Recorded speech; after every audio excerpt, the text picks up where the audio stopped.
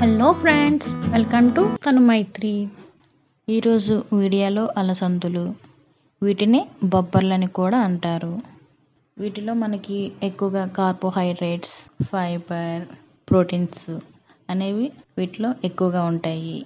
ఇవి మనకి ఆరోగ్యంగా చాలా మంచిది. వీటితో వడలు ఎలా ప్రిపేర్ చేయాలో చూసేద్దాం. టేస్టీగా చాలా బాగుంటాయి.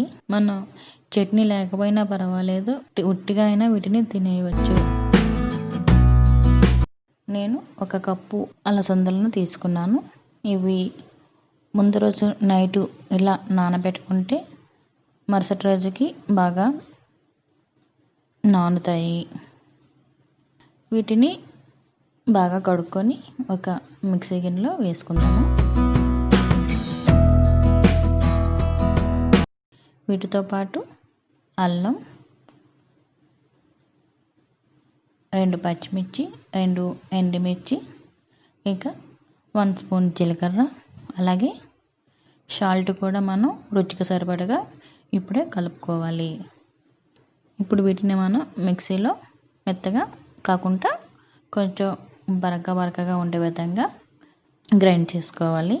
చూడండి, ఈ విధంగా ఉండాలి. మరీ పలచగా ఉండకూడదు. మనం గ్రైండ్ చేసుకునేటప్పుడు వాటర్ యాడ్ చేయొద్దు. ఇంకా పలచగా ఉండే విధంగా ఉంటే మనం దీంట్లో బియ్యం పిండి వేసుకోవచ్చు. ఇప్పుడు దీన్ని ఒక బౌల్లో తీసుకుందాము. దీనిలో కొద్దిగా సన్నగా కట్ చేసుకున్న ఆనియన్స్, కరివేపాకు, కొద్దిగా పుదీనా, అలాగే కొత్తిమీర, ఈ బొంబాయి రవ్వ వేసుకొని కలుపుకుంటున్నాను.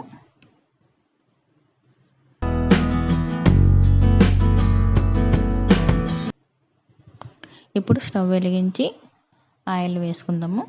ఈ ఆయిల్ వేడైన తర్వాత వీటిని ఇలా వీడియోలో చూపించే విధంగా కవర్ తీసుకొని కవర్ పైన వాటర్ పెట్టుకుంటే మనకి ఈ వడలు అనేవి బాగా వస్తాయి. చూడండి, నేను ఎట్లా వేస్తున్నానో అదేవిధంగా మీరు కూడా వేయండి.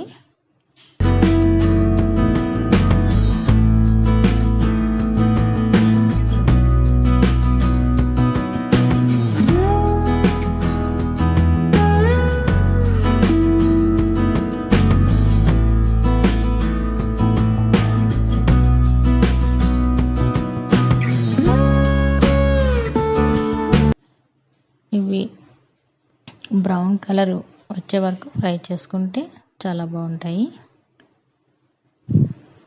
చూడండి, కలర్ వచ్చే వరకు ఫ్రై చేసుకోవాలి. అలాగే మిగతా వాటిని కూడా మనం ఫ్రై చేసుకుందాం.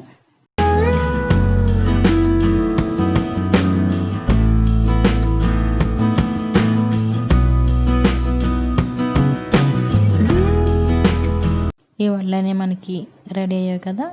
వీటితో పల్లి చట్నీతో తింటే టేస్టీగా చాలా బాగుంటాయి. మనం చట్నీ లేకపోయినా పర్వాలేదు, ఉట్టిగా అయినా వీటిని తినేయవచ్చు. అంత టేస్టీగా ఉంటాయి.